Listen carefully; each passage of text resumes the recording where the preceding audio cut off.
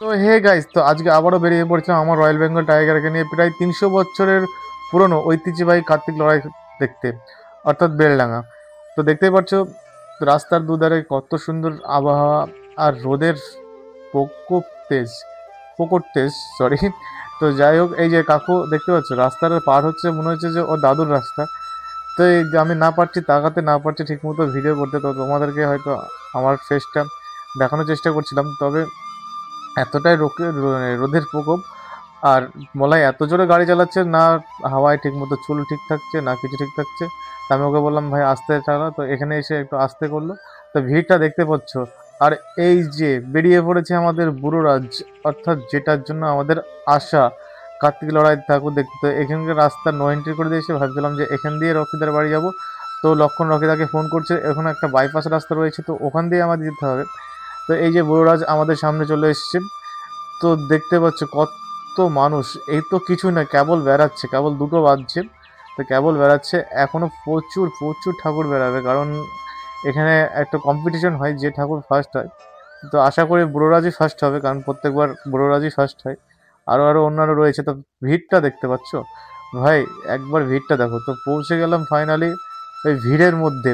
আর এখানে দেখতে পাচ্ছ তাণ্ডব মহাদেবের যে তাণ্ডব চেহারা, সেই চেহারা কিন্তু মূর্তি অলরেডি আমাদের সামনে চলে এসছে। তো একটা মূর্তি নয় ভাই, প্রচুর প্রচুর, বলে না যে এত মানুষের সমাগম আর এত মূর্তি, এখানেও একটা বুড়োরাজ রয়েছে। তবে আমি এখানে মেলায় ঘুরে দেখলাম যে শিবের মূর্তি, এই যে এখানে একটা অঘটন ঘটে যাচ্ছিল। কারণ আর একটু হলেই আমাদের তাণ্ডব মহাদেব আর একটু হলেই পড়ে যাচ্ছিলো। তো যাই হোক, মানুষের ভক্তিতে বা মানুষের চেষ্টায় সে আবার দাঁড়িয়ে পড়েছে। তবে এখানে দেখো এই যে একটা রুদ্রাক্ষময়, মানে কি বলবো, আমার হয়তো ঠিক মতো ভাষা পাচ্ছি না। তো এইসব দেখে নিজেকে আর ঠিক রাখতে পারলাম না। তো বিলুকে বললাম যে ভাই তুই একটু নেচেলে। বিলু বললো যে পরে নাচবো। আর এই যে দেখতে পাচ্ছ কত মানুষ, কত ছেলেপেলে নাচছে, এই যে এনজয় শুধুমাত্র বেলডাঙায় আসলে কিন্তু দেখতে পাবে। তবে এই যে রকিদাও একটু নেচে নিল। আর আমরা গেছিলাম কিন্তু রকিদার বাড়ি থেকে এখানে বেলডাঙা হতে, এই যে আমি। আর আমার তো একটা স্বভাব আছেই বারবার চুলে হাত দেওয়া, তো এখানেও হাত দিচ্ছি। আর এই যে দেখতে পাচ্ছ ছেলেপেলের এনজয়, খুব দারুণ লেগেছে আমার জায়গাটা।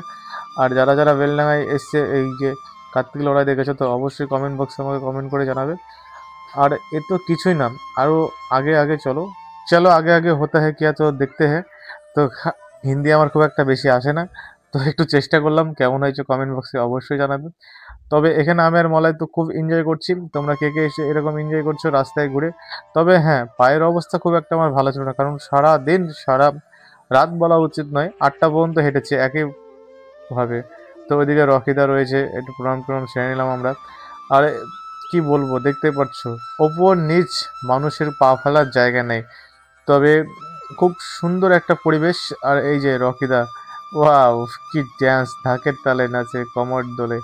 তো বেশ ভালোই লাগলো। যার মানে কিছু কিছু ভাষা আমি নিজে থেকে দিয়ে দিই, মানে ভাষা আমি খুঁজে পাই না, যেটা মাথায় আসে সেটা দিয়ে দিই। আর এই যে মন্দিরের সামনে, অন্নপূর্ণা মন্দিরের সামনে দেখতে পাচ্ছ কতটা ভিড়। তো এটার ভিড় তো রাত্রে দেখতে হবে বস, দুর্দান্ত ভিড়। তো এখানে প্রচুর ঠাকুরের কি বলবো সমাগম। এই যে বুড়োরাজ বসে আছে, না পারছে ওকে তুলতে। আমি সঠিক জানি না, তবে ওখানকার লোক বলছিল যে একবার যদি বসে যায় তাকে তোলা কিন্তু অসম্ভব। এটা কিন্তু বাস্তব চোখে আমি আজ প্রথম দেখলাম।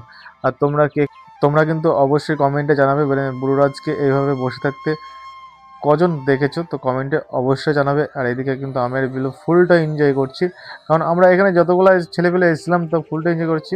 আর এই ছেলেপেলে এসেছিলাম বলতে গেলে আমি, লক্ষণদা, সরি, মলয় আর বিলু, মানে 4জন টোটালে এসেছিলাম। আর এখান থেকে মানে না পারছি পা ফেলতে।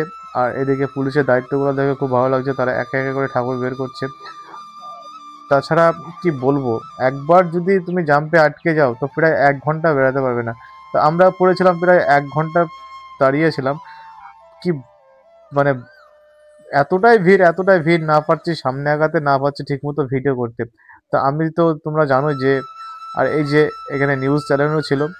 আর তুমি তো জানো, সরি, তোমরা তো জানোই যে আমি যেখানে যাই তোমাদেরকে সেটা আমি দেখানোর চেষ্টা করি।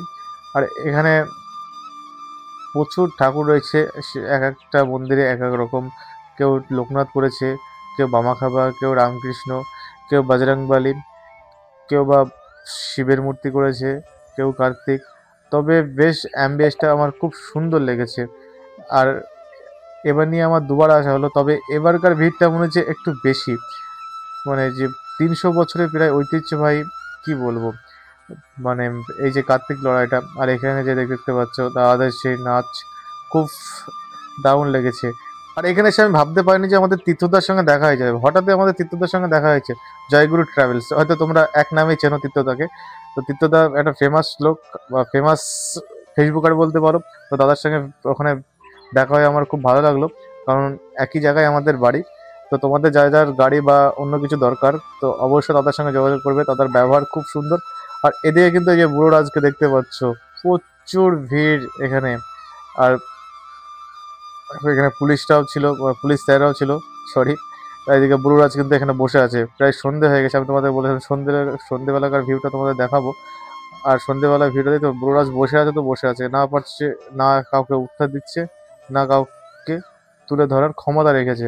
তো যে, মানে বললাম না যে আমি শুনেছি যে ও যদি যেখানে একবার বসে থাকবে, তা আর ওঠার ক্ষমতা যদি ইচ্ছা মতো না হয়, তো তার কারোর ক্ষমতা নাই। আর এই যে ষাঁড়ের ওপর শিব, এটাই নাকি প্রথম হয়েছে এবছর, সেটাই শুনছি।